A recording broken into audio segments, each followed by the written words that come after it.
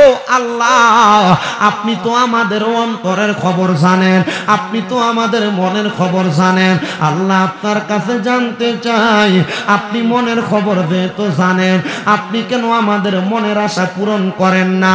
আমি জানি না আজকে পর্দার অন্তরালের কত মা বোনেরা তারার মনে কোন আশা নিয়ে জানি বসছে। আমি জানি না কোন মুরব্বী বাবারা কোন আশা নিয়ে বসছে, কিন্তু মুসলমান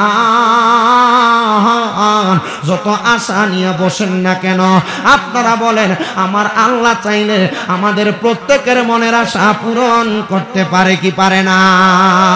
সম্পদ যেহেতু জোড়াইতেছেন, একটু আমার আল্লাহর ভয় কইরা জোড়াইয়েন। এই সম্পদের হিসাব আল্লাহর কাছে দেওয়া লাগবে। বাড়ি একটা, বাড়ি দুইটা, বাড়ি তিনটা, জায়গা জমির কোনো অভাব নাই, দোকানের কোনো অভাব নাই, ব্যাংক ব্যালেন্সের কোনো অভাব নাই। প্রত্যেকটা বাড়ি, প্রত্যেকটা জায়গা, প্রত্যেকটা টাকার হিসাব দেওয়া লাগবে। শোনেন, একজন আল্লাহ তাআলার খাস বান্দার কথা, যিনি ইরাকের জমিনে বসবাস করতেন, যার কাছে বাদশাহিত্ব ছিল, ওই বাদশা ডাক দিয়া বলে, আমার যত প্রজা ছিল তারা আমার কাছে আইসা বারবার সম্পদ কামনা করত, আর বলতো, ও বাদশা গো, আপনি আমাদেরকে সম্পদের ব্যবস্থা করে দেন, আমাদের বেতনটা একটু বাড়ায় দেন, যেন আমরা এই সম্পদ দিয়া বেশি বেশি ভালো খাইতে পারি, বেশি বেশি পড়তে পারি, সুন্দর বাড়ি বানাইতে পারি। বাদশা বলে, আমার প্রজার দলেরা, তাইলে তোমরা সম্পদ বেশি চাও? বলে, হ্যাঁ, আমরা সম্পদ চাই। হে আমার প্রজার দলেরা, সম্পদ যদি তোমরা বেশি চাও, তাইলে দুনিয়ার জমিনের মধ্যে থাকা অবস্থায় তোমরা আল্লাহ তাআলার ইবাদত করো। প্রজা মানুষ, সাধারণ মানুষ ডাক দিয়ে কই, বাচ্চা, আমরা তো খাবার খাওয়ার সময় পাই না, কাজ করতে করতে সময় চলে যায়, আমরা কেমনে আল্লাহর ইবাদত করব? এমনিই তো আমরা আল্লাহ তাআলার ইবাদত বেশি করতে পারি না। এ আমার প্রজা, নাও নাও নাও, তুমি আমার সামনে আসো, আমি তোমার হাতে 5টা টাকা তুলে দিলাম, আমি তোমার হাতে 5টা দিরহাম তুলে দিলাম। এবার ওই বাদশা ডাক দিয়ে আনলেন তার সেনাপতি প্রধানকে, তারে ডাক দিয়ে আইনা তার হাতে 500 দিরহাম দিলেন, দিয়া বলে, এ আমার প্রজা, হে আমার সেনাপতি, সেনাপতি তোমার দিলাম 500 দিরহাম, প্রজা তোমার হাতে দিলাম 5 দিরহাম, যাও তোমরা এটা নিয়ে বাড়িতে চলে যাও। তবে সাবধান, সতর্ক, আগামীকালকে তোমাদের এই টাকার হিসাব দেওয়া লাগবে। কি দেওয়া লাগবে? সেনাপতিকে দিলেন 500, প্রজাকে দিলেন 5 টাকা। প্রজা ডাক দিয়ে কয়, বাদশা গো, সেনাপতি হওয়ার কারণে আপনি তারে বেশি দিলেন, আর আমি প্রজা হওয়ার কারণে আপনি আমারে কম দিলেন। ও বাদশা, আপনি ইনসাফ করেন নাই। বলে, যাও যাও যাও, আগামীকালকে 5 টাকার হিসাব দিবা। আর ও সেনাপতি, তুমি এইটা দিয়া তুমি আগামীকালকে হিসাব দিবা। এবার বাদশা এবং সেনাপতি দুইজন মিলা সুন্দর করে তাদের টাকা নিয়ে চলে গেলেন, আর প্রজা চলে গেলেন প্রজার বাড়িতে। প্রজা ডাক দিয়া কয়, আমার কাছে মাত্র 5 দিরহাম, আমি এটা দিয়া বেশি কিছু করতে পারবো না। আরে 5000 টাকা, 5 টাকা দিয়া কি আর করব? আমি টাকাটা আমার কাছে জমায়া রাখলাম।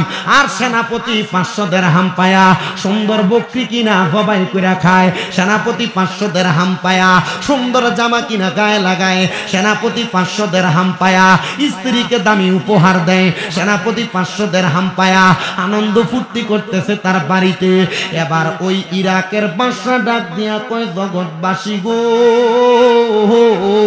এবার আমি একটা বড় আগুনের চুলা বানাইলাম। কথা কন্যা, কি বানাইছি? বড় একটা লাকড়ির চুলা বানাইলাম। আর লাকড়ির ওই চুলাটার উপরে আমি বড় একটা লোহার পাতিলা লাগাইয়া দিলাম। যেই লোহার পাত্রা আগুন জ্বলতে জ্বলতে গরম হয়ে গেছে। আর ইরাকের সব মানুষ আমি বাদশার ডাকে আসছে, এমন ভাবে হাজার হাজার মানুষ ইরাকের রাজধানীতে হাজির হয়ে গেছে। সবাই দাঁড়ায়া ডাক দিয়ে বলতেছে, বাদশা, আপনি কেন আমাদেরকে ডাক দিলেন?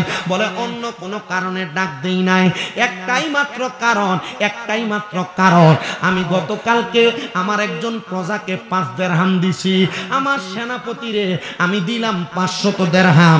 সেনাপতিরে দেওয়ার কারণ হইল, সেনাপতি আমার রাজ দরবারের মাল, বাইতুল মাল থেকে সে চুরি করে করে মাল নিয়ে যায়।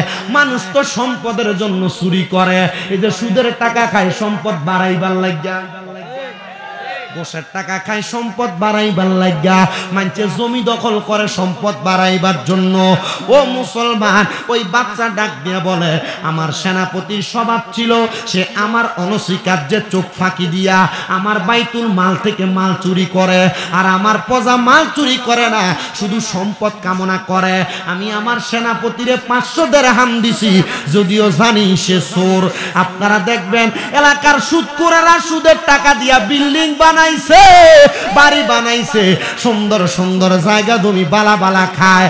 আর রিক্সা দেইবে ডাডাইবা এবারে শাক পাতার আলুর ভর্তা ডাল দিয়া ভাত খায়। খুদার কসম করে বলি, সুদখোরের মুরকা রানের চাইতে রিক্সার ড্রাইভার আর কৃষকের ঘরের আলুর ভর্তার ডাল দেই বড় উত্তম হালাল খাবার। আর আপনারা ইয়া রাসূলুল্লাহ, এবারে রিক্সার ড্রাইভারে দাওয়াত দিলে তার বাড়িতে দাওয়াতে যায় না, তে গরিব মানুষ। কৃষকে দাওয়াত দিলে তার বাড়ির দাওয়াতে যায় না, গরিব মানুষ, কি খাওয়াইবো? আর সুদখোর ঘুষখোর দাওয়াত দিলে তার দাওয়াতে হাত কাতারে যায়। আর তুমি মানুষ না, তুমি মুনাফিক। তুমি মানবের মাঝে পার্থক্য করে সাধারণ মানুষকে সাধারণের কাতারে রাইখা হারামখোরের পক্ষে কথা বলেছ। ডান হাত তুলে বলেন ঠিক কিনা? যারা হারামখোরের পক্ষে এক কাপ চা খেয়ে কথা বলে, চা দোকানে বৈশা এক কাপ চায়ের কাছে বিক্রি হইয়া গরিবদের উপরে নির্যাতন করে, এরা মানুষ না, মানুষ নামের জানোয়ার। ডান হাত তুলে বলেন ঠিক না বেঠে? নবী গো আপনার ভালোবাসায় জীবনের গুনাহ ঝরে যায়।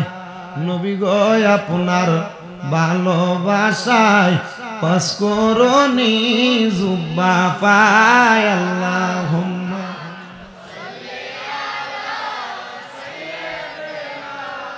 মাওলানা ওয়ালা মাওলানা। কেউ বা যাবে জাহান্নামে, কেউ বা যাবে জান্নাতে। আমরা উম্মত দাঁড়িয়ে থাকবো নবীজি আপনার সন্ধানে। আল্লাহুম্মা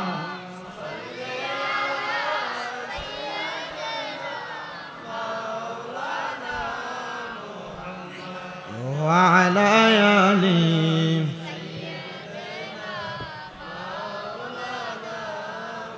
এবার বলেন, প্রত্যেক এলাকায় এলাকায় এমন সুদখোর আছে না নাই? ঘুষখোর আছে না নাই? সমাজে লম্বা লম্বা বাতিল আচার এমন হারামখোর সুদখোর আছে না নাই? আল্লাহর কসম করে বলি রে হারামখোরেরা, সুদখোরেরা, তোমরা যারা সুদের টাকা খায়া খায়া তোমরার পেটটারে বড় বানাইছো।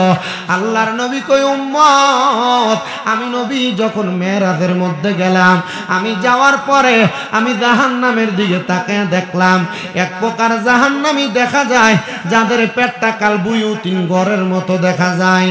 ইয়া রাসূলুল্লাহ, তারা কারা? আমার নবী কয় তারা আর কেউ না, তারা হইল দুনিয়ার হারামখোরেরা, যারা সুদের টাকা খায়া খায়া, ঘুষের টাকা খায়া খায়া, পরের হক মাইরা খায়া খায়া তাদের পেটটা বড় বানাইছে। আমি নবী শুধু তাই দেখলাম না, আমি তাকায়া দেখলাম গো, বড় বড় সাপেরা ওই ব্যক্তির কলিজার মধ্যে আঘাত করতেছে। ও মায়ার নবী গো, দয়ার নবী গো, তার মানে বোঝা যায় যারা হারাম খায়, যারা সুদ খায়, যারা ঘুষ খায়, যারা পরের হক মাইরা মাইরা খায়, আমার আল্লাহ তাআলা তাদেরকে যন্ত্রণাদায়ক শাস্তি দিবে। আমার নবী কয় শুধু তাই না, শুধু আমার আল্লাহ তাআলা শাস্তি দিবে না, এরা দুনিয়াতেও কষ্ট পাবে, আখিরাতেও কষ্ট পাবে। ও দুনিয়ার মানুষ, সম্পদ তো অনেক বানাইলা, টাকা পয়সা তো অনেক বানাইলা, ধন দৌলতের জন্য পাগল হয়ে গেলা, কিন্তু তোমার এই ধন দৌলত তোমার মরার পরে কাজে আসবে না। কাজে আসবে দুইটা জিনিস, একটা হইল ঈমান আর একটা হইল তোমার নেক আমল। এই ঈমান আর আমল যদি ঠিক কইরা কবরে না যাইতে পারো গো, ওই কবরে গেলে তুমি বড় ধরা খেয়ে যাইবা। সম্পদের আশা করতে করতে তুমি দুনিয়ার ইবাদতের কথা ভুললা। কোন দিক দিয়া ফজর যায়, কোন দিক দিয়া আসর জোহর যায়, কোন দিক দিয়া আসর মাগরিব এশা যায়, মুসলমান তোমার কোনো খবর থাকে না। আরে সম্পদওয়ালারে যদি তুমি খুশি বানাইতে পারো তোমার সম্পদের কোনো অভাব হবে না। কিন্তু তুমি সম্পদওয়ালারে নারাজ কইরা কিসের ইবাদত করো আর কিসের দুনিয়ার টাকা ইনকামের আশা করো? ওই সম্পদ যেই খোদা দেয় ওই খোদার ইবাদতে তুমি তোমারে মজায়া দাও। এই সম্পদ টাকা পয়সা বাড়ি গাড়ি যেই খোদা দেয় ওই খোদারে তুমি একটু খুশি করো, দেখবা তোমার সম্পদের অভাব হবে না।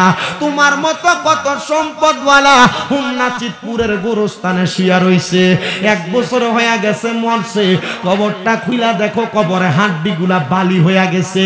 তোমার মতো কত সম্পদওয়ালা মরে গেছে, মরার পর কবরে তার কোনো অস্তিত্ব নাই। এই জন্য তোমার কাছে আবদার জানাই, দুনিয়ার সম্পদ অর্জনের পাশাপাশি আমার আল্লাহ তাআলার ইবাদত কইরা আখিরাতের সম্পদ অর্জন করা। এই জন্য আশিক বলে, আরে চোখেরই পলকে তুমি হতে পারো লাশে, চিরতরে বন্ধ হবে তোমারই নিঃশ্বাস, হবে এলান তোমারই নাম মসজিদের মাইকে, বলেন হবে এলান তোমারই নাম কে। বাড়িওয়ালা নাই রে বাড়ি নাই রে দুনিয়াতে, বাড়িওয়ালা নাই রে বাড়ি। তোমার বয়ে থাকতো মানুষ ছিল বাহাদুরি, ভাবনি হাওয়ায় উড়া তুমি যে রঙিনী ঘুরি। সুতোয় টানে দিলে মালিক, সুতোয় টানে দিলে মালিক পারবে না থাকিতে, বাড়িওয়ালা নাই রে বাড়ি নাই রে দুনিয়াতে, বাড়িওয়ালা নাই রে বাড়ি। বাড়ি গাড়ি মেল ফ্যাক্টরি টাকারও পাহাড়, বিলাসিতায় কেটেছে জনম কতই অহংকার। বাড়ি গাড়ি মেল ফ্যাক্টরি টাকারও পাহাড়, বিলাসিতায় কেটেছে জনম কতই অহংকার। দামি কাপড় ছেড়ে হবে, দামি কাপড় ছেড়ে হবে সাদা কাফন পরিতে, বাড়িওয়ালা নাই রে বাড়ি ইয়াতে, বাড়িওয়ালা নাই রে বাড়ি নাই রে দুনিয়াতে। মুসলমান ও নবীর উম্মতের দলেরা, সম্পদের জন্য পাগল হয়েও না, দুনিয়ার বাড়ি গাড়ির জন্য পাগল হয়েও না। যেই মালিক সম্পদ দেয়, যেই মালিক বাড়ি দেয়, যেই মালিক টাকা পয়সা দেয়, ওই মালিকের জন্য পাগল হয়ে যাও। এবার আমার আল্লাহ তাআলা কোরআনুল কারীমে বলতেছে, ইয়া আইয়ুহাল্লাযীনা আমানু, ওহে যারা ঈমানদার, ইত্তাকুল্লাহ তোমরা আমি আল্লাহকে ভয় করো, ওয়াল তানজুর নাফসুম মা কদ্দামাত লিগাদ, তোমাদের তাকানো উচিত তোমাদের পূর্ববর্তীদের দিকে, তারা তাদের আগে কি প্রেরণ করেছে। আল্লাহ আবার বলেন, ইত্তাকুল্লাহ তোমরা আমি আল্লাহকে ভয় করো, ইন্নাল্লাহা খবীরুম বিমা তা'মালুন, নিশ্চয় আমি আল্লাহ তাআলা বান্দার অন্তরের খবর সম্পর্কে জানি। ও আল্লাহ, আপনি তো আমাদের অন্তরের খবর জানেন, আপনি তো আমাদের মনের খবর জানেন। আল্লাহ আপনার কাছে জানতে চাই, আপনি মনের খবর যেহেতু জানেন, আপনি কেন আমাদের মনের আশা পূরণ করেন না? আমি জানি না আজকে পর্দার অন্তরালের কত মা বোনেরা তারার মনে কোন আশা নিয়ে জানি বসছে, আমি জানি না কোন মুরব্বী বাবারা কোন আশা নিয়ে বসছে। কিন্তু মুসলমান যত আশা নিয়ে বসেন না কেন, আপনারা বলেন আমার আল্লাহ চাইলে আমাদের প্রত্যেকের মনের আশা পূরণ করতে পারে কি পারে না? সম্পদ যেহেতু জোড়াইতেছেন, একটু আমার আল্লাহর ভয় কইরা জোড়াইয়েন। এই সম্পদের হিসাব আল্লাহর কাছে দেওয়া লাগবে। বাড়ি একটা, বাড়ি দুইটা, বাড়ি তিনটা, জায়গা জমির কোনো অভাব নাই, দোকানের কোনো অভাব নাই, ব্যাংক ব্যালেন্সের কোনো অভাব নাই। প্রত্যেকটা বাড়ি, প্রত্যেকটা জায়গা, প্রত্যেকটা টাকার হিসাব দেওয়া লাগবে। শোনেন, একজন আল্লাহ তাআলার খাস বান্দার কথা, যিনি ইরাকের জমিনে বসবাস করতেন, যার কাছে বাদশাহিত্ব ছিল। ওই বাদশা ডাক দিয়া বলে, আমার যত প্রজা ছিল তারা আমার কাছে আইসা বারবার সম্পদ কামনা করত, আর বলতো, ও বাদশা গো, আপনি আমাদেরকে সম্পদের ব্যবস্থা করে দেন, আমাদের বেতনটা একটু বাড়ায়া দেন, যেন আমরা এই সম্পদ দিয়া বেশি বেশি ভালো খাইতে পারি, বেশি বেশি পড়তে পারি, সুন্দর বাড়ি বানাইতে পারি। বাদশা বলে, আমার প্রজার দলেরা, তাইলে তোমরা সম্পদ বেশি চাও? বলে, হ্যাঁ, আমরা সম্পদ চাই। হে আমার প্রজার দলেরা, সম্পদ যদি তোমরা বেশি চাও, তাইলে দুনিয়ার জমিনের মধ্যে থাকা অবস্থায় তোমরা আল্লাহ তাআলার ইবাদত করো। প্রজা মানুষ, সাধারণ মানুষ ডাক দিয়ে কই, বাচ্চা, আমরা তো খাবার খাওয়ার সময় পাই না, কাজ করতে করতে সময় চলে যায়, আমরা কেমনে আল্লাহর ইবাদত করব? এমনি তো আমরা আল্লাহ তাআলার ইবাদত বেশি করতে পারি না। এ আমার প্রজা, নাও নাও নাও, তুমি আমার সামনে আসো, আমি তোমার হাতে 5টা টাকা তুলে দিলাম, আমি তোমার হাতে 5টা দিরহাম তুলে দিলাম। এবার ওই বাদশা ডাক দিয়ে আনলেন তার সেনাপতি প্রধানকে, তারে ডাক দিয়ে আইনা তার হাতে 500 দিরহাম দিলেন, দিয়া বলে, এ আমার প্রজা, হে আমার সেনাপতি, সেনাপতি তোমার দিলাম 500 দিরহাম, প্রজা তোমার হাতে দিলাম 5 দিরহাম, যাও তোমরা এটা নিয়ে বাড়িতে চলে যাও। তবে সাবধান, সতর্ক, আগামীকালকে তোমাদের এই টাকার হিসাব দেওয়া লাগবে। কি দেওয়া লাগবে? সেনাপতিকে দিলেন 500, প্রজাকে দিলেন 5 টাকা। প্রজা ডাক দিয়ে কয়, বাদশা গো, সেনাপতি হওয়ার কারণে আপনি তারে বেশি দিলেন, আর আমি প্রজা হওয়ার কারণে আপনি আমারে কম দিলেন। ও বাদশা, আপনি ইনসাফ করেন নাই। বলে, যাও যাও যাও, আগামীকালকে 5 টাকার হিসাব দিবা। আর ও সেনাপতি, তুমি এইটা দিয়া তুমি আগামীকালকে হিসাব দিবা। এবার বাদশা এবং সেনাপতি দুইজন মিলা সুন্দর করে তাদের টাকা নিয়ে চলে গেলেন, আর প্রজা চলে গেলেন প্রজার বাড়িতে। প্রজা ডাক দিয়া কয়, আমার কাছে মাত্র 5 দিরহাম, আমি এটা দিয়া বেশি কিছু করতে পারবো না। আরে 5000 টাকা, 5 টাকা দিয়া কি আর করব? আমি টাকাটা আমার কাছে জমায়া রাখলাম। আর সেনাপতি 500 দিরহাম পায়া সুন্দর বকরি কিনা জবাই করে খায়, সেনাপতি 500 দিরহাম পায়া সুন্দর জামা কিনা গায়ে লাগায়, সেনাপতি 500 দিরহাম পায়া স্ত্রীকে দামি উপহার দেয়, সেনাপতি 500 দিরহাম পায়া আনন্দ ফুর্তি করতেছে তার বাড়িতে। এবার ওই ইরাকের বাদশা ডাক দিয়া কয়, জগৎবাসী গো, এবার আমি একটা বড় আগুনের চুলা বানাইলাম। কথা কন্যা, কি বানাইছি? বড় একটা লাকড়ির চুলা বানাইলাম। আর লাকড়ির ওই চুলাটার উপরে আমি বড় একটা লোহার পাতিলা লাগাইয়া দিলাম। যেই লোহার পাত্রা আগুন জ্বলতে জ্বলতে গরম হয়ে গেছে। আর ইরাকের সব মানুষ আমি বাদশার ডাকে আসছে, এমন ভাবে হাজার হাজার মানুষ ইরাকের রাজধানীতে হাজির হয়ে গেছে। সবাই দাঁড়ায়া ডাক দিয়ে বলতেছে, বাদশা, আপনি কেন আমাদেরকে ডাক দিলেন? বলে, অন্য কোনো কারণে ডাক দেই নাই, একটাই মাত্র কারণ, একটাই মাত্র কারণ, আমি গতকালকে আমার একজন প্রজাকে 5 দিরহাম দিছি, আমার সেনাপতিরে আমি দিলাম 500 দিরহাম। সেনাপতিরে দেওয়ার কারণ হইল, সেনাপতি আমার রাজ দরবারের মাল, বাইতুল মাল থেকে সে চুরি করে করে মাল নিয়ে যায়। মানুষ তো সম্পদের জন্য চুরি করে, এই যে সুদের টাকা খায় সম্পদ বাড়াইবার লাগিয়া, ঘোষের টাকা খায় সম্পদ বাড়াইবার লাগিয়া, মানুষের জমি দখল করে সম্পদ বাড়াইবার জন্য। ও মুসলমান, ওই বাচ্চা ডাক দিয়ে বলে, আমার সেনাপতির স্বভাব ছিল সে আমার অনস্বীকার্যে চোখ ফাঁকি দিয়া আমার বাইতুল মাল থেকে মাল চুরি করে, আর আমার প্রজা মাল চুরি করে না, শুধু সম্পদ কামনা করে। আমি আমার সেনাপতিরে 500 দিরহাম দিছি, যদিও জানি সে চোর। আপনারা দেখবেন এলাকার সুদখোরেরা সুদের টাকা দিয়া বিল্ডিং বানায়, বাড়ি বানাইছে, সুন্দর সুন্দর জায়গা জমি বালা বালা খায়। আর রিক্সা দেইবে ডাডাইবা, এবার শাক পাতার আলুর ভর্তা ডাল দিয়া ভাত খায়। খুদার কসম করে বলি, সুদখোরের মুরকা রানের চাইতে রিক্সা ড্রাইভার আর কৃষকের ঘরের আলুর ভর্তার ডাল দেই বড় উত্তম হালাল খাবার। আর আপনারা ইয়া রাসূলুল্লাহ, এবার রিক্সার ড্রাইভারে দাওয়াত দিলে তার বাড়িতে দাওয়াতে যায় না, তে গরিব মানুষ। কৃষকে দাওয়াত দিলে তার বাড়ির দাওয়াতে যায় না, গরিব মানুষ, কি খাওয়াইবো? আর সুদখোর ঘুষখোর দাওয়াত দিলে তার দাওয়াতে আটকাতে যায়। আর তুমি মানুষ না, তুমি মুনাফিক, তুমি মানবের মাঝে পার্থক্য করে সাধারণ মানুষকে সাধারণের কাতারে রাখা হারামখোরের পক্ষে কথা বলেছ। ডান হাত তুলে বলেন ঠিক কিনা? যারা হারামখোরের পক্ষে এক কাপ চা খেয়ে কথা বলে, চা দোকানে বৈশা এক কাপ চায়ের কাছে বিক্রি হইয়া গরিবদের উপরে নির্যাতন করে, এরা মানুষ না, মানুষ নামের জানোয়ার। ডান হাত তুলে বলেন ঠিক না বেঠে? আরে সুদখোরে দাওয়াত দিলে আগে আগে যা, এর লাঠির জোর বেশি আর লাগা। আর রিকশার ড্রাইভারে দাওয়াত দিলে এটা দাওয়াতে যাইতে চায় না। কথা কন না কেরে? আছে না নাই? কথা কয় না বেশি। আপনার কি কষ্ট হইতেছে?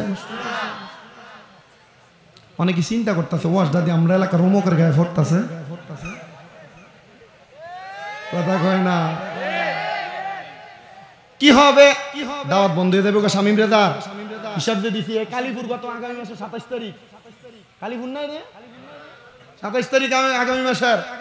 6 তারিখ রাখলাম শুভারামপুর, 8 তারিখ কোন এটা নভেম্বর, 8 তারিখ নাগেরসর।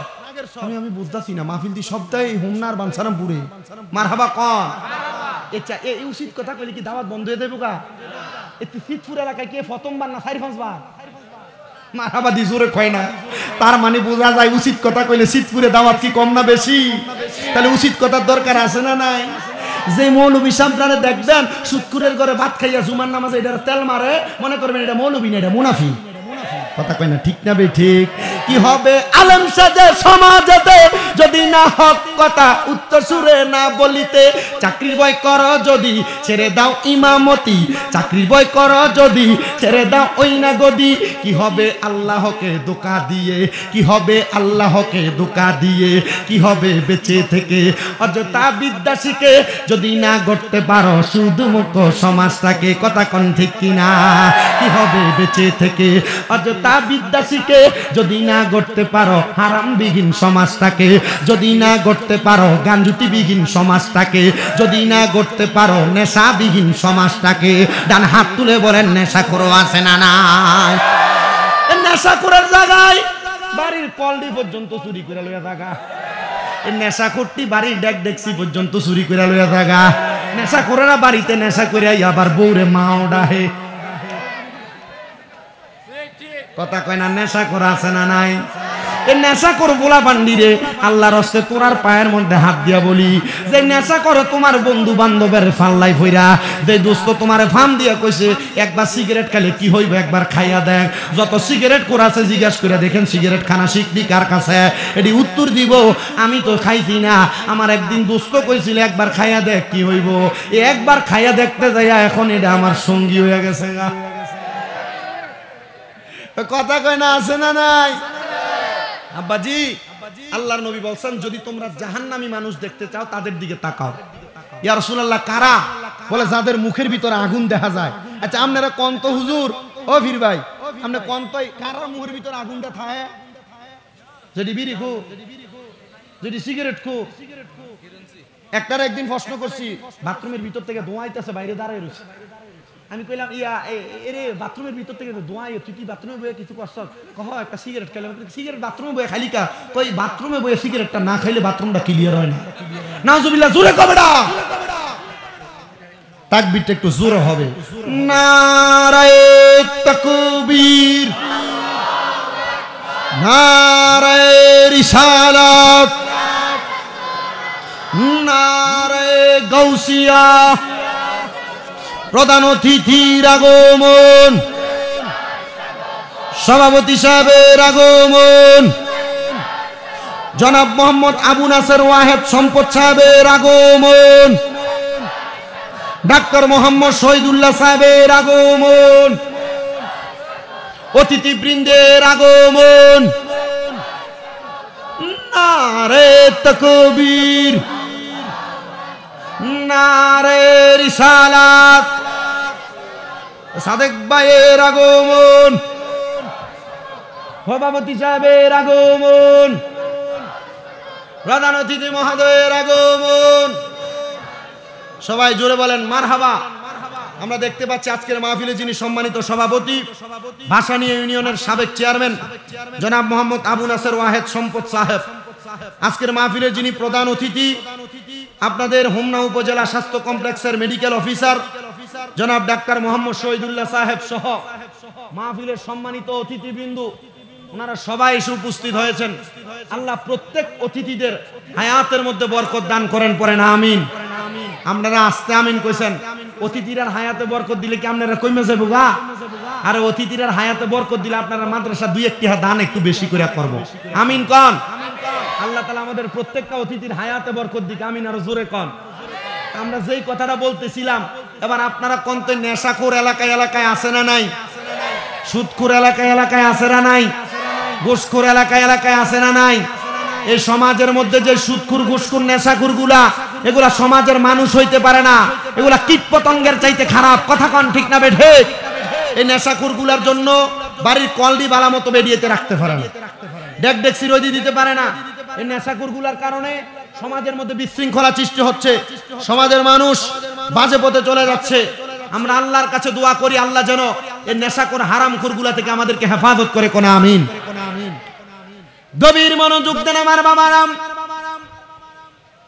বাচ্চা সুন্দর একটা চুল্লি বানায়া ওই চুল্লির উপরে একটা সুন্দর করে লোহার বাটে লাগাইয়া দিলেন, লোহার একটা কড়াই লাগাইয়া দিলেন, আর বলেন হে আমার প্রজারা তোমরা সবাই দেখে রাখো, গতকালকে যাকে আমি যত টাকা দিয়েছি এই গরম চুলার উপরে দাঁড়ায়া দাঁড়ায় সে তার টাকার হিসাব দেওয়া লাগবে। পদাটা এবার কি করলেন, সুন্দর করে তার ডান পাটা ওই চুলার কড়াইয়ের উপরে রাইখা দিয়া বললেন, আমাকে বাদশা 5 টাকা দিয়েছে, 5 দিরহাম দিয়েছে, আমি আমার 5 দিরহামকে বাদশার উপহার হিসেবে আমার কাছে রেখে দিয়েছি বলে লাভ দিয়ে নেমে গেছে। পদা ডাক দিয়া বলতেছে, আমার পায়ের তালুটা একটু গরম হইয়া পায়ের তালুটা একটু ছিঁড়ে গেছে। আর এবার সেনাপতিরে ডাক দিয়া বলতেছে, ও সেনাপতি, এবার তুমি এটার উপরে দাঁড়ায়া দাঁড়ায়া তুমি তোমার সম্পদের হিসাব দাও। সেনাপতি ডাক দিয়ে বলতেছে, ও বাদশাহ, আমি যদি এই গরম কড়াই আর গরম তাওয়ার উপরে দাঁড়ায়া দাঁড়ায়া হিসাব দেই, তাহলে আমার পা তো দূরের কথা, আমার হাড়গুলা পর্যন্ত আগুনের সাথে মিশে যাবে, আমি পারবো না, আপনি আমারে ক্ষমা করে দেন। বাদশা ডাক দিয়ে বললেন, ও আমার এলাকার মানুষ, ও আমার প্রজার দলেরা, তোমরা বুঝতে পেরেছো, এই যে এই আগুনের তাওয়ার উপরে দাঁড়ায়া তারা হিসাব দিতে পারে না, এটার অন্য কোনো কারণ না। আমি তোমাদেরকে এটা এই কারণে বোঝাইছি, দুনিয়াতে যে যত বেশি সম্পদের মালিক হবে, কাল ময়দানে মাশর হবে একবারে তামার মতো উত্তপ্ত গরম, যেটার মধ্যে মানুষ দাঁড়ায়া থাকতে থাকতে তাদের পাগুলো ঝলসে যাবে, তাদের মাথার একবারে 4 আঙ্গুল 1 বিঘত উপরে হাসরের ময়দানে একবারে সূর্যটা থাকবে। তখন তারা বড় নাজেহাল হয়ে যাবে, তখন তারা বড় পেরেশান হয়ে যাবে। ও দুনিয়ার মানুষ, তোমরা সম্পদের পাগল হয়ো না, তোমরা আল্লাহ নবীর পাগল হইয়া তোমরা দুনিয়া এবং আখিরাতটার সুন্দর বানাও। দেখবা তোমাদের দুনিয়া আখিরাত সুন্দর এবং আল্লাহর কাছে হিসাব তোমাদের জন্য বড় সহজ হয়ে যাবে।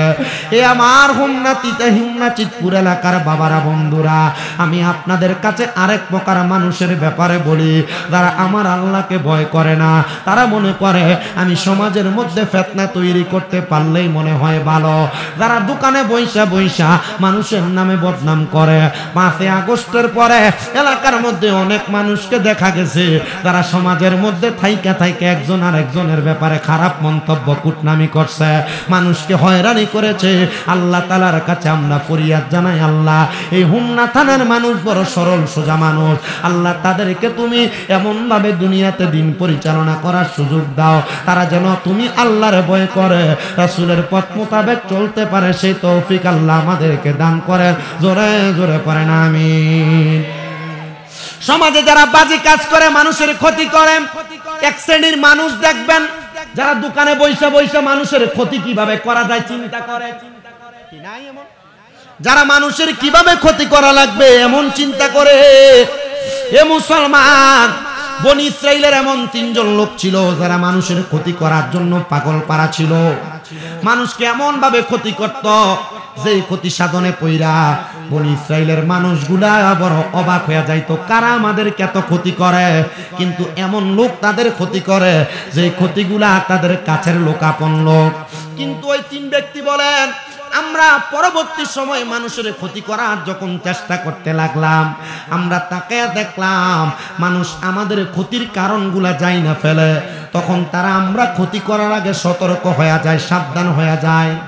আপনারা কি আমার কথা বুঝতেছেন? বনি ইসরাইলের 3 ব্যক্তি মানুষের ক্ষতি করত, কিন্তু সর্বশেষ তারা যখন ক্ষতি করার জন্য যাইতো, মানুষ আগে থেকে সাবধান হয়ে যাইত।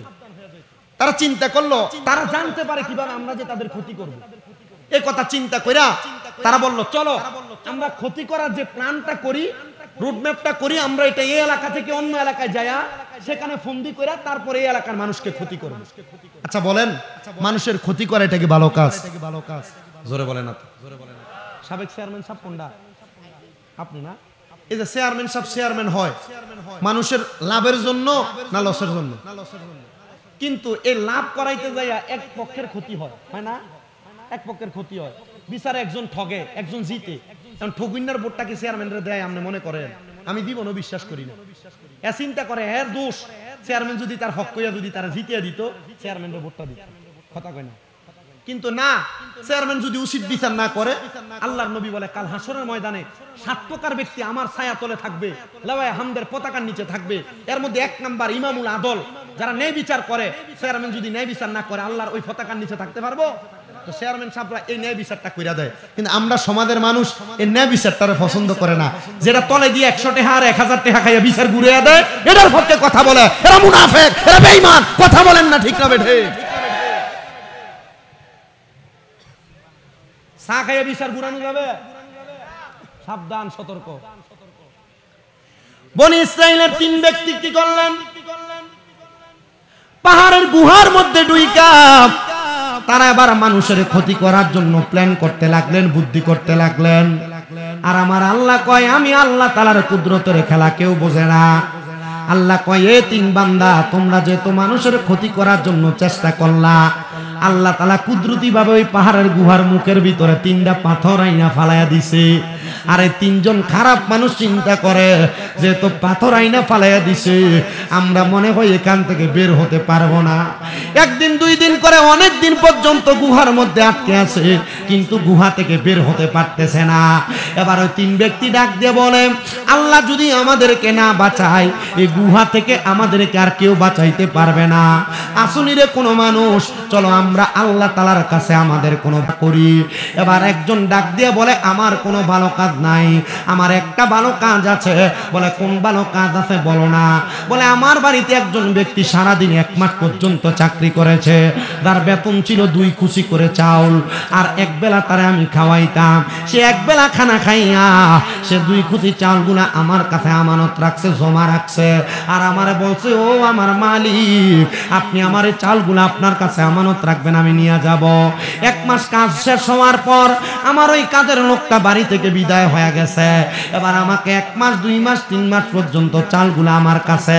দেখবেন চাল 2-3 মাস থাকলে চালের মধ্যে পোকা ধরে, কিরি পোকা। এবার বাদশা ডাক দিয়া কই, ও আমার এলাকার মানুষ, আমি যখন দেখলাম চালগুলার মধ্যে পোকা ধরে গেছে, আমি আবার চালগুলা বাজারে বিক্রি করে অনেকগুলা ছাগল কিনলাম। ছাগল কিনা লালন পালন করতে করতে গরু কিনলাম। আমি গরুগুলা লালন পালন করার জন্য খামার বানায়া আমি সুন্দর করে আমার গরুগুলা লালন পালন করলাম। এমন এক সময় ওই কাজের লোক আইসা বলে, হুজুর আমার চালগুলো আমারে ফেরত দেন। আমি তখন তার জবাব দিয়েছি, হে আমার সেনাপতি, হে আমার কাজের লোক, এই যে গরুর খামার দেখতে পাও, এই খামারের গরু সহ এগুলা তুমি নিয়ে যাও। এ বাদশাহ, এ আমার মালিক, আমি তো আপনাকে এতগুলা গরু আর খামার দেই নাই। বলে, তোমার চালগুলা যখন নষ্ট হইতে লাগছিল, আমানত নষ্ট হয়ে গেলে আল্লাহর কাছে জবাব দেওয়া লাগবে, এই জন্য আমি তোমার চালগুলা বিক্রি করে বকরি ক্রয় কইরা, গরু ক্রয় কইরা লালন পালন করে তোমার সম্পদকে আরো বাড়াইয়া দিছি, এটা তোমার আমানত, তুমি নিয়ে যাও। আল্লাহর কাছে দোয়া করে, আল্লাহ আমার এমন কোনো নেক আমল নাই, শুধু এই আমানতের কারণে তুমি আমি বান্দারে মাফ করে দাও। আল্লাহ তাআলা তার দোয়া কবুল করছে। ভালো কাজের উসিলায় গুহার মুখ থেকে 3টা পাথর তাইকা একটা পাথর সরায় নিয়ে গেছে। ডাক দিয়া কই আল্লাহ ও মানিক গো, যেহেতু আপনি এই 3টা পাথর থেকে একটা ভালো কাজের উসিলায় একটা পাথর সরাইছে, ওরে আমার বন্ধুরা আর 2টা ভালো কাজের উসিলা দিয়া দোয়া করো, দেখবা আমার আল্লাহ দোয়াটা কবুল করবে। আমার আল্লাহ তো দয়ার আল্লাহ, আমার আল্লাহ তো মায়ার আল্লাহ। এমন দয়া করছে, এমন মায়া করছে। আরেকজন ডাক দিয়া কয় আমার জীবনে আর কোনো ভালো কাম নাই, একটা ভালো কাম আছে। আমার একটা চাচাতো বোন ছিল বড় সুন্দরী, আমার মনটা তার দিকে সব সময় পড়ে থাকতো, আমি কখন জানি তার সঙ্গে মিলামেশা করব। ও পোলাপান, তোমার চোখের সৌন্দর্যের কারণে তোমরা যারা জিনা ব্যভিচার করো, পরনারীর দিকে তাকাও, অন্য মেয়েদের দিকে তাকায় তাকায় সময় নষ্ট করো, মনে রাখবা জিনা করার কারণে তোমার এই লজ্জাস্থানের মধ্যে আমার আল্লাহ তাআলা গরম লোহার রড লাগায় দিবে। তোমার লজ্জাস্থানের মধ্যে পাথর ঝুলন্ত অবস্থায় রাখবে, পচে পচে পড়বে। এই জন্য তোমরা জিনা ব্যভিচার কইরো না, অবৈধ সম্পর্কে লিপ্ত হয় না, আমার আল্লাহ তাআলা তোমারে কোনোদিন মাফ করবে না। এ মুসলমান, বনি ইসরাইলের ওই ব্যক্তি ডাক দিয়া কয় জগতের মানুষ রে, আমার চাচাতো বোনটার প্রতি আমার বড় আকর্ষণ ছিল। আমার মনটা চাইছে আমি যদি আমার চাচাতো বোনটার একটা রাত্রের জন্য পাইতাম, আমি তার সঙ্গে আদর সোহাগে সময় কাটাইতাম। ও আল্লাহ, আমার একটু সুযোগ করে দেন না। আর আমি ডাক দিয়ে বললাম আল্লাহ রে, এমন টাইমে দেখলাম আমার ঘরের সামনে আমার চাচাতো বোন এসে দাঁড়ায় রইছে। আমার ডাক দিয়ে কয় ভাই, আমার 100 দিরহাম ধার লাগবে, হাওলাত লাগবে, দেন না গো। আমারে আপনি 100 দিরহাম দেন। আমি আমার চাচাতো বোনকে প্রস্তাব করলাম, এ চাচাতো বোন, আমি তোমার 100 দিরহাম দিতে রাজি। বলে কোন শর্তে? বলে যদি তোমার দেহটাকে আমাকে ভোগ করতে দাও। নাউজুবিল্লাহ নাই, যদি তোমার দেহটা 100 দিরহামের কারণে আমার ভোগ করতে দাও। চাচাতো বোন ডাক দিয়ে কই ভাইজান, আপনি যদি চান ভোগ করতে পারবেন, তবে আপনি এখন আমার 100 দিরহাম দিয়ে আমার বিপদটা সারাইয়া দেন। এবার চাচাতো বোনের কথাটা শুই না ভাইজান 100 দিরহাম দিয়া দিলা। পরের দিন রাত্রবেলা আমার চাচাতো বোন আমার ঘরে আসছে, আমি তার দইরা আমার খাটের উপরে যখন তার সঙ্গে অবৈধ মেলামেশা করার জন্য সম্পর্কে লিপ্ত হব, এমন টাইমে আমি তাকে দেখলাম আমার চাচাতো বোনের চোখ দিয়া পানি পড়তাছে। আমি জিজ্ঞাসা করলাম, বোন তুমি কেন এমন ভাবে কান্না করো? আমার বোনটা আমার ডাক দিয়া কয় ভাই, আমি কান্না করার অন্য কোনো কারণ না, বাইরে তোমার কাছে আল্লাহর দোহাই দিয়া বলি, তুমি আমার ইজ্জতটারে নষ্ট কইরো না, আমার আল্লাহ তাআলারে ভয় করো। আমি ওই দিন আল্লাহরে ভয় কইরা আমার চাচাতো বোনের ইজ্জতটাকে আমি রক্ষা করে তারে ছেড়ে দিয়েছি। ও আল্লাহ, আমার জীবনে আর কোনো ভালো কাম নাই, এই ভালো কামটার উসিলায় তুমি আমারে মাফ করে দাও। আমার আল্লাহ দোয়া কবুল কইরা বনি ইসরাইলের ওই 3 জন বাদে ব্যক্তির গুহার সামনে থাইকা 2 নাম্বার পাথরটারে সরাইয়া নিয়ে গেছে। এবার 2 জন ডাক দিয়া কই, দেখছস নি রে, ভালো কাজের উসিলা দিয়া দোয়া করলে আল্লাহ দোয়া কবুল করে। ও আল্লাহ, আল্লাহ গো। আরেকজন ডাক দিয়া কয়, আমার সম্পদ নাই, আমার টাকা পয়সা নাই, আমি আমার বাড়িতে 2টা উট লালন পালন করতাম। আমি 2টা উট লালন পালনের মধ্যে একটা মান্দা উট আর একটা মেন্ডি উট। মেয়ে যেই উটটা, ওই উটটা থেকে দুধ দহন কইরা আমি আগে আমার আম্মা জানরে দুধরা পান করাইতাম। এরপর আমার ছোট একটা বাচ্চা তারে পান করাইতাম। এরপর আমি আমার স্ত্রী একসাথে দুধ পান করতাম। আমার মারে দুধ পান করানো ছাড়া ওই দুধ আমরা পান করতাম না। একদিন আমার আম্মা জানকে আমি অপেক্ষা করতে বইলা আমি ওটের মধ্য থেকে দুধ দহন করতে লাগলাম। দুধ দহন কইরা গরম করে আমার মার কাছে আনতে আনতে আমি তাকে দেখলাম আমার মা ঘুমায়া গেছে। আমি আমার মারে ঘুমন্ত অবস্থায় দেখা আমি আমার ছোট বাচ্চাটারে দুধ দেই নাই। সারা রাত্র আমার বাচ্চাটা কান্না করেছে। আমার মা যখন সকালবেলা ঘুম থেকে জাগ্রত হয়েছে, আমি আমার মারে দুধটা পান করাইলাম। ডাক দিয়ে বললাম, মা গো, এই নেন আপনি দুধ পান করেন। আমার মা দুধ পান করার পরে আমি আমার ছোট বাচ্চাটারে পান করাইছি, আমার স্ত্রীরে পান করাইছি, তারপর আমি দুধটা পান করছি। আমি যখন দুধটা পান করছি রে, পান করার সাথে সাথে আমার মা আমার দোয়া কইরা দিছে, আল্লাহ আমার সন্তান যেহেতু আমারে দুধ পান করানো ছাড়া তার সন্তান রে মা স্ত্রী রে করায় নাই, আল্লাহ আমি দোয়া করলাম তুমি আমার সন্তানটারে বিপদ থেকে উদ্ধার করো, আমার সন্তানটারে তুমি দেইখা রাখো। আল্লাহ আমার অন্য কোনো ভালো কাম নাই, আমার একটা ভালো কাম, আমি আমার মারে প্রাধান্য দিতাম, আমার মারে গুরুত্ব দিতাম। আল্লাহ তুমি আমার মার উসিলা আমারে এখান থেকে উদ্ধার করো। এই দোয়াটা করতে দেরি পাহাড়ের মুখ থেকে 3 নাম্বার পাথরটা সেরা গেছে। তারা পাহাড়ের গুহা থেকে বাহির হইয়া আল্লাহর কাছে দোয়া করে, আল্লাহ তুমি আমার এই 3টা ভালো কাজের উসিলায় যেহেতু দোয়া কবুল করছো, আল্লাহ ফরিয়াদ জানাই তোমার দরবারে, আমরা কোনোদিন আর বাদে কাজ করব না, আমরা মানুষের ক্ষতি করব না, আমরা মা বাবার খেদমত করে সময় কাটিয়ে দিব। ও বাবা, আমি জানি না খুলনা চিতপুর এলাকার কোন সন্তান মা হারায়া মাহফিলে বসছে, আমি জানি না কোন সন্তান বাবা হারায়া মাহফিলে বসছে। এই সন্তানের দোষ, তোমার মা বাবা তোমার লক্ষ কোটি টাকার বাড়ি দিয়া গেছে, জায়গা জমি দিয়া গেছে, কিন্তু তোমার মা বাবা কবরের বাসিন্দা। কইরে সন্তান, মা বাপ যদি বাইচা থাকতো, মা বাপরে যদি তুমি বালা বালা খানা খাওয়াইতা, মা বাপরে যদি ভাত খাওয়াইতা, তোমার কি মাসে মা বাবার পেছনে 2-3 হাজার টাকা খরচ হইতো না?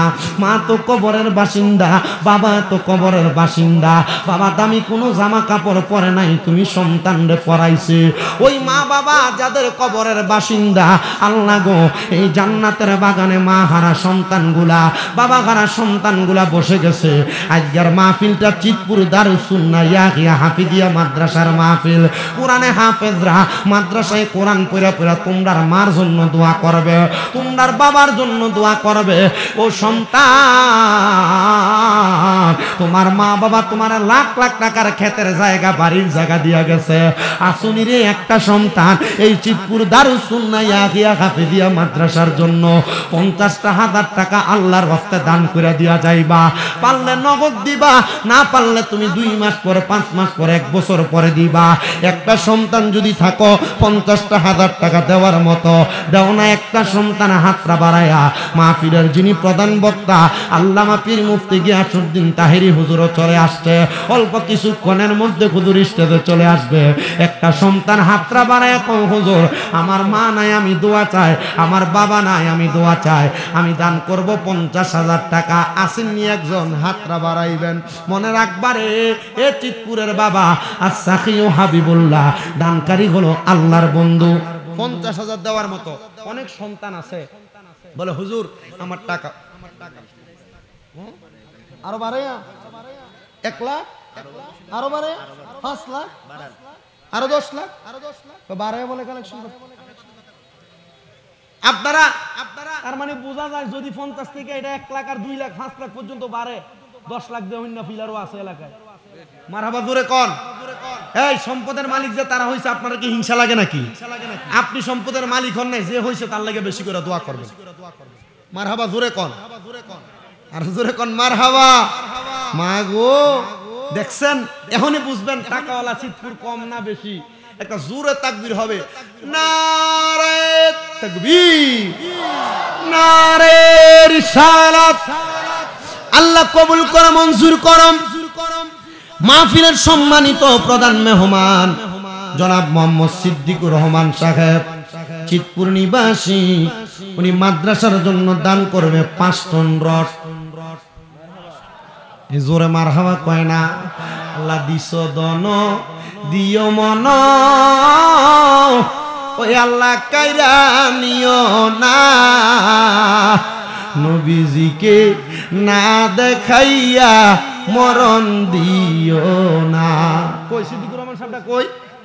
কই ওই মারহাবা জনাব মোহাম্মদ সিদ্দিকুর রহমান সাহেব, উনি দান করে দিয়েছেন 5 টন রডের দাম। আল্লাহ কবুল করা, মঞ্জুর করো। উনার বংশের কমনা দাম মাফ করে দাও, হায়াত রিজিকে বরকত দাও, মনের আশা পূরণ করো। জনে কন্যা মারহাবা। আজকের মাহফিলের যিনি পোল্যান্ড প্রবাসী মোহাম্মদ সেলিম মিয়া আসাদপুর নিবাসী। কোন আসাদপুর? এই আসাদপুর থেকে এনে দান করছে। মারহাবা। সেলিম ভাই কই আসেনি? এনে পোল্যান্ডে থাকে। মারহাবা কোন। আল্লাহ কবুল করো, মঞ্জুর করো। জনাব মোহাম্মদ সেলিম মিয়া পোল্যান্ড প্রবাসী, উনি দান করলেন মাহফিলের মাদ্রাসার জন্য 1 টন রড। জোরে কন্যা মারহাবা। আল্লাহ কবুল মঞ্জুর করো।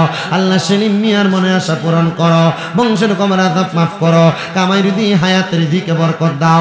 আল্লাহ সেলিম মিয়ার ব্যবসা বাণিজ্য কাজে কর্মে বরকত দাও। জোরে কোন আমিন। মাহফিলের বিশেষ মেহমান জনাব মোহাম্মদ জহিরুল ইসলাম ডালিম মেম্বার সাহেব নোয়াগাঁও নিবাসী, উনি দান করবে 7,000 ইট। মেম্বার দাঁড়ান, মেম্বারের লগে আমার একটা আলাদা খাতির আছে, আলাদা একটা ফিরিত আছে। মেম্বার সব সামনে আইয়েন, তাকবীরটা জোরে হবে। নারে তাকবীর, নারে রিসালাত। জহিরুল ইসলাম মেম্বার সাহেব যেখানে, এটারে কি 7,000 থেকে 10,000 বানান যায়নি? আপনি কি আমার মানুষের সামনে বেজ্জতি করবেন? আমি জানি আপনি সবসময় আছেন। আপনি আমার মোহাব্বতে 1,000 হলে বাড়াইয়া দেন। আইতাছি আমার মোহাব্বতে 1,000 হলে বাড়াইয়া দেন। না না, আপনি বুঝা কইয়া না ভাই। লেহুনাটা ঠিক আছে। না না, একটা হইলে বাড়াইতে হইব তো। একটা বাড়াইছেন, একটা বাড়াইছেন না। 1,000 আপনি বাড়ান মেম্বারশিপ। আমি এমনি অফারে আপনারে আমি কইয়া লাইছি আলাদা খাতির আছে, আলগা ফির। মারহাবা কোন মারহাবা। আল্লাহ তোমার বান্দা জহিরুল ইসলাম ডালিম মেম্বারশিপ মাদ্রাসার জন্য 5,000 ইট দিতে উজ্জা। আমি 1,000 লইছি। 7,000 ইট দিছি উজ্জা, আমি 1,000 লইছি খুজ্জা। আল্লাহ তুমি নেওগা তোমার দরবারে বুজ্জা। ধরে কোন মারহাবা। এরপরে আরেকজন, নামটা কোন। আল্লাহ তোমার বান্দা জনাব মোহাম্মদ বিল্লাল মিয়া অস্ট্রেলিয়া। সব ইউরোপ আমেরিকাতে বসবাস করি না মানুষ। মারহাবা কোন মারহাবা। আল্লাহ কবুল করো, মঞ্জুর করো। বিল্লাল হোসেন সাহেব অস্ট্রেলিয়া প্রবাসী 6,000 ইট। আল্লাহ কবুল ও মঞ্জুর করো। বিল্লাল ভাইয়ের কামাই রুজিতে বরকত দাও, হায়াতের রিজিকে বরকত দাও, মনের আশা পূরণ করো। মক্কা মদিনা না দেখাইয়া মরণের ডাক দিও না। আজকের মাহফিলের সম্মানিত অতিথি মোহাম্মদ হুমায়ুন মিয়া চিতপুর খলিফা বাড়ি নিবাসী দান করব 3,000 ইট। আল্লাহ কবুল করো, মঞ্জুর করো। হুমায়ুন মিয়ার মনে আশা পূরণ করো। সৌদি প্রবাসী মোহাম্মদ আলামিন চিতপুর খলিফা বাড়ি দান করবে 2,000 ইট। আল্লাহ কবুল ও মঞ্জুর করো, বংশের কমের আযাব মাফ করো, কামাই রুজি হায়াতে বরকত দান করো। চিতপুর খলিফা বাড়ি নিবাসী মোহাম্মদ মানিক মিয়া দান করব 2,000 ইট। আল্লাহ কবুল ও মঞ্জুর করো, মানিক মিয়ার মনে আশা পূরণ করো, বংশের কমের আযাব মাফ করো, কামাই রুজি হায়াতে রিজিকে বরকত দাও। এরপরে দান করে দিবে জনাব মোহাম্মদ শরাফউদ্দিন মানিক সাহেব মাদ্রাসার সভাপতি, আব্বার রুহের মাগফিরাতের জন্য দান করে দিবে 2 লক্ষ টাকা। 2 লক্ষ টাকা। ধরে কোন মারহাবা। আল্লাহ মোহাম্মদ শরাফউদ্দিন মানিক সাহেবের বংশের কবর আযাব মাফ করো, আব্বার কবরটাকে নাজাতের ফয়সালা করো। ভালোবাসি তোমায় বাবা, বুকটা যে যাইছি রে, তোমার কথা হৃদয় মাঝে পড়ছে বারে বারে। বাবা গো ও বাবা, বাবা গো ও বাবা, বাবা তুমি কেমন আছো ছোট মাটির ঘরে, তোমার কথা হৃদয় মাঝে পড়ছে বারে বারে। আল্লাহ শরাফউদ্দিন মানিক সাহেবরে কবুল করো, আমিন। রুনু এবং কাকুলি আক্তার মায়ের মাগফিরাত কামনায় দান করবে 2 লক্ষ টাকা। নগদ দেলাইছে। আল্লাহ তোমার বান্দে রুনু এবং কাকুলি আক্তার, দুই বোন নাকি? রুনু এবং কাকুলি আক্তার মারে ভালোবাসা দান করে দিছে মায়ের রুহের মাগফিরাত কামনায়। মা দুনিয়াতে নাই। ওরে মা তুমি কেমন আছো, মা তুমি কেমন আছো, অন্ধকার কবরে তোমার জন্য কান্দে অন্তর, 2 চোখের পানি ঝরে, তোমার জন্য কান্দে অন্তর, 2 চোখের পানি ঝরে। ছোট্ট কালের কথা পড়ে যখন মনে, বসে বসে কান্দি মাগো পানি 2 নয়নে। আমার কষ্ট বুঝার মতো কেউ নাই সংসারে, তোমার জন্য কান্দে অন্তর, 2 চোখের পানি ঝরে। আল্লাহ রুনু এবং কাকুলির আম্মার কবরটার জান্নাতের বাগান বানাও কোন আমিন। এরপরে মোহাম্মদ দাদু মিয়া সৌদি প্রবাসী চিতপুর নিবাসী 1,20,000 টাকা আল্লাহ তাদু মিয়ারে কবুল মঞ্জুর করো, তাদু মিয়ার বংশের কবর মাফ করো, তাদু মিয়ার হায়াতের দিকে বরকত দাও। আল্লাহ সৌদি প্রবাসী মক্কা মদিনাতে বসবাস করে আল্লাহ নবীর মক্কা মদিনা তাওয়াফ জিয়ারত করায়ো। আল্লাহ তাদু মিয়ার বংশের কবর মাফ করো। আল্লাহ তোমার যে বান্দারা দান করে প্রত্যেকের দানগুলা কবুল করে ধরে কোন আমি। কয়েকজন দাঁড়াইবেন 20,000 করে দান করবেন মাদ্রাসার জন্য। 20,000। আচ্ছা মারহাবা। জনাব মোহাম্মদ জয়নাল আবদিন সাহেব, বাড়ি হলো অনন্তপুর কৈশিতপুর কারমে জামাই। মারহাবা। আমারে বাবা যান আবার তরিকতের ভাই মানুষ, ওনার মেয়ের জামাই জয়নাল আবদিন সাহেব অনন্তপুর নিবাসী, দান করেছেন 10,000 টাকা। মারহাবা কম। আল্লাহ কবুল করো। জয়নাল আবদিন সাহেবের মনের আশা পূরণ করো। ওরে জয়নাল আবদিন হইল গো বন্দি এজিদার জেলখানায়, মহরমের 10 তারিখে কি গটাইলেন রাবানা, আরে কলিজা পাটিয়া যায় গো শুনিলে তার ঘটনা। আহারে মহরমের চাঁদ রে, ও চাঁদ তুমি দেখা দিও না, তুমি দেখা দিলে মায়ের আখের পানি থামে না। আল্লাহ জয়নাল আবদিন সাহেব আহলে বায়াতের মুহাব্বতে কবুল করে নাও। চিতপুরের খলিফা বাড়ি নিবাসী আলমগীর মিয়া, উনি দান করে দিয়েছেন 20 বস্তা সিমেন্ট। আল্লাহ কবুল করো, মঞ্জুর করো। আলমগীর সাহেবের মনে আশা পূরণ করো। মোহাম্মদ সাহেব মিয়া চিতপুর নিবাসী 15,000 টাকা।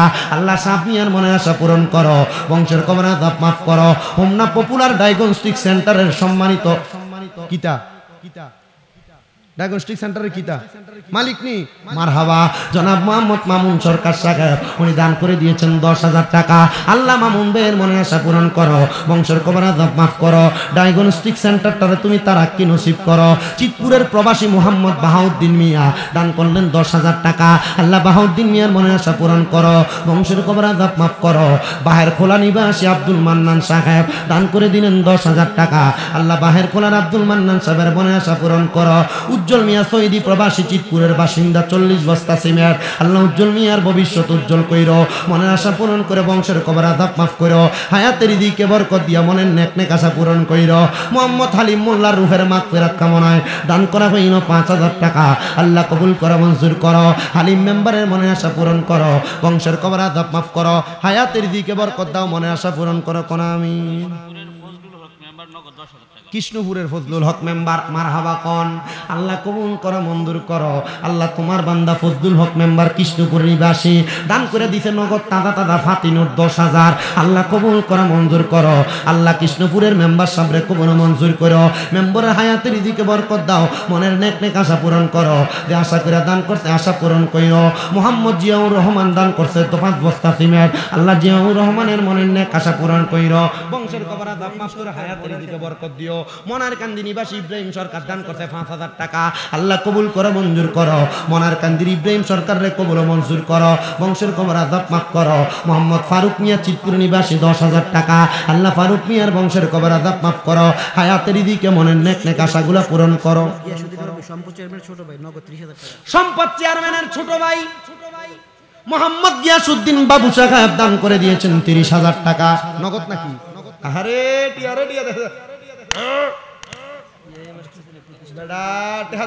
মারহাবা কোন। আল্লাহ কবুল করো, মঞ্জুর করো। সম্পদ চেয়ারম্যানের সাহেবের ছোট ভাই মোহাম্মদ গিয়াসউদ্দিন বাবু ভাই নগদ দান করে দিলেন 30,000 টাকার একটা ভান্ডেল। আল্লাহ কবুল করো, মঞ্জুর করো। বংশের কবর আযাব মাফ করো। কামাইর দি হায়াতের দিকে বরকত দাও। বিবি আক্তার চিতপুর নিবাসী 5,000 টাকা। আল্লাহ বিবি আক্তারের মনের নেক আশা পূরণ করো, হায়াতের দিকে বরকত দাও। সাদিকুর রহমান সাহেব ব্যাংক কর্মকর্তা রাজশাহী, উনি দান করে দিলেন 5,000 টাকা। ধরে কন্যা মারহাবা। এরপরে আসেননি, তাড়াতাড়ি করেন, তাহিরি হুজুর চলে আইতেছে। মনার কেন্দ্রের রুকন মিয়া দান করে দিলেন 10,000 টাকা। আল্লাহ কবুল করে, মঞ্জুর করো। রুকন মিয়ার মনে আশা পূরণ করো, বংশের কবর আযাব মাফ করো, হায়াতের দিকে বরকত দাও। আল্লাহ রুকন মিয়া যে আশা করে দান করছে আশাগুলো পূরণ করো। ধরে কোন আমিনো আমিনো আল্লাহ আমিনো। দানকারীর তুমি মানুষ যারা এলাকায় একটা মাদ্রাসা করবার লাগে 43 শতক জায়গা দিয়ে দিছে। মারহাবা কোন, মারহাবা কোন। আপনারা আকফর খবর পাইবেন দড়িবাসা নিয়ে এমন একটা বড় বিল্ডিং উঠছে যে দড়িবাসা নিয়ে মানুষ বিশাল বিল্ডিং বানায়া বলেন মদিনা মদিনা আশিক মুমিনের ঠিকানা। চিতপুর নিবাসী মাহফুজ মিয়া দান করলেন 500 টাকা। চিতপুর নিবাসী মফিজ মিয়া দান করছে সোবান মিয়া 10,000 টাকা। চিতপুরে সোবান মিয়া যে আশা করে দান করছে আশা পূরণ করো আমিন। কিন্তু মদিনাওয়ালা আমার অন্তর গভীরে মদিনায় আছে রে, আমার অন্তর গভীরে মদিনায় আছে রে। মদিনা মদিনা বলে জিকির করে রে। রাসূল তুমি শোনো গো আমার ফরিয়াদ, চুমু খেতে বাড়ি দাও নুরানি হাত, চুমু খেতে বাড়িয়ে দাও নুরানি হাত। আমার অন্তর গভীরে মদিনায় আছে রে, অন্তর গভীরে মদিনায় আছে রে। সেই মদিনায় কবে যাব মন মানে না রে। সোনার মদিনা বহু দূরে, পানের মদিনা বহু দূরে, কিন্তু মদিনাওয়ালা আমার অন্তরে। রাসূল তুমি শোনো গো আমার ফরিয়াদ, চুমু খেতে বাড়িয়ে দাও নুরানি হাত। আমার অন্তর গভীরে মদিনায় আছে রে, সে মদিনায় কবে যাব মন মানে না রে। নারে তাকবীর, নারে রিসালাত, নারে গাউসিয়া। আল্লামা পীর মুফতি গিয়াসউদ্দিন আত-তাহিরি সাহেবের আগমন, তাহিরি হুজুরের আগমন, চিতপুরবাসীর পক্ষ থেকে নারে তাকবীর, নারে রিসালাত, আহলে সুন্নাত ওয়াল জামাত, প্রধান বক্তার আগমন। নারে তাকবীর, নারে রিসালাত,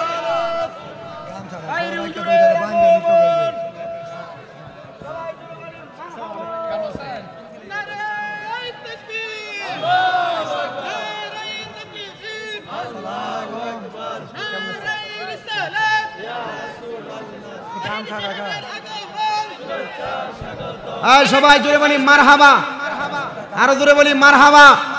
আমরা দেখতে পাচ্ছি আজকের মাহফিলের যিনি মধ্যমণি, আহলে সুন্নাত ওয়াল জামাতের শত হাজার হাজার লক্ষ লক্ষ যুবকদের আইকন আল্লামা পীর মুফতি গিয়াসউদ্দিন আত-তাহিরি মাদ্দাদিল্লাহুল আলী পীর সাহেব হুজুর কেবলা এসে উপস্থিত হয়েছেন।